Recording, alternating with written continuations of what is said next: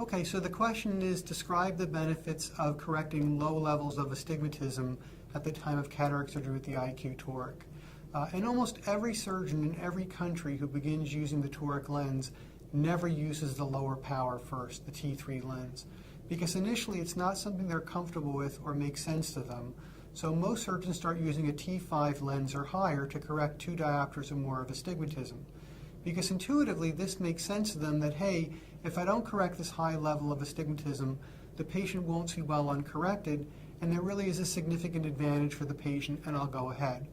But at 1 diopter or 1 1/4, not every surgeon is necessarily comfortable. What happens very quickly, though, is surgeons see how good the results are with a T5 lens or higher, sees how reproducible things are, how easy it is to make it work well clinically, and how satisfied the patients are, and surgeons start using lower and lower toric lens powers because they realize it gives the patients better quality of vision following surgery.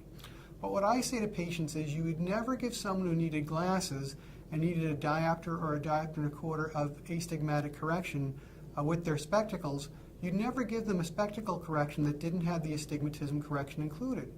So if you wouldn't go ahead and give glasses that don't correct low levels of astigmatism, why, when you're going to do a cataract operation, which is something you're going to do only once in a person's lifetime, would you not go ahead and give them the best implant possible for them, which is obviously a lens that's going to correct even a low level of astigmatism?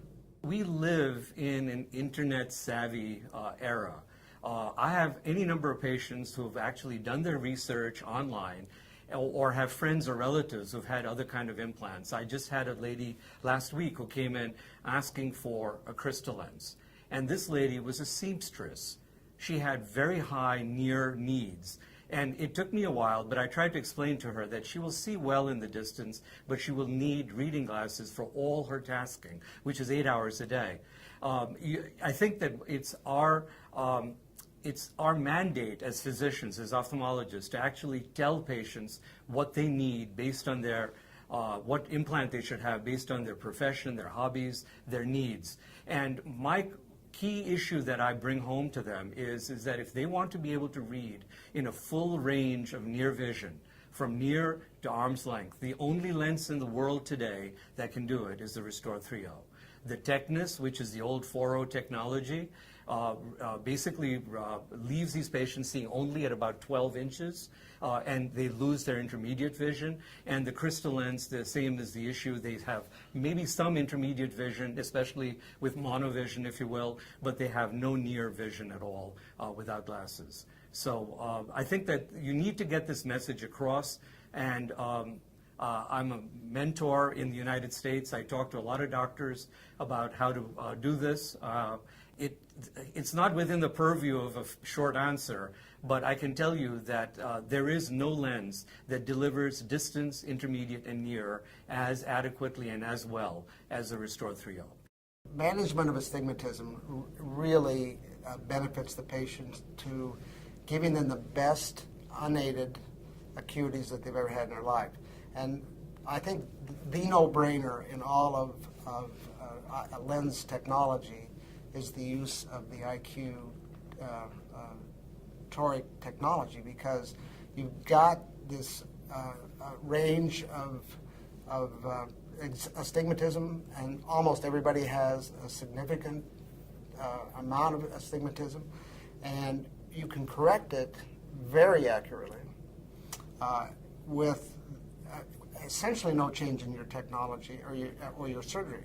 You know, you can do the surgery as you routinely do, very little modification. Be aware of marking patients, and what you're looking for are patients that are in the past have always needed some kind of glass prescription afterwards to correct this astigmatism, and now you can do it in the eye. They are, I think, the happiest patients that I run into, without a doubt. It's an absolute no-brainer. Everybody should have that in their armamentarium for correction of the patients. The surgeon should really think about toric lenses. If you prescribe glasses, for example, you wouldn't prescribe a spherical glass to a patient with 2 diopters of cylinder. So why should you do so in surgery? we should always suggest it to the patient and tell him he'll be in much better visual outcome with a toric lens. And even if it may be a little bit costly in this moment, it will be the more economical version on the long run, because toric spectacle glasses won't be cheap either.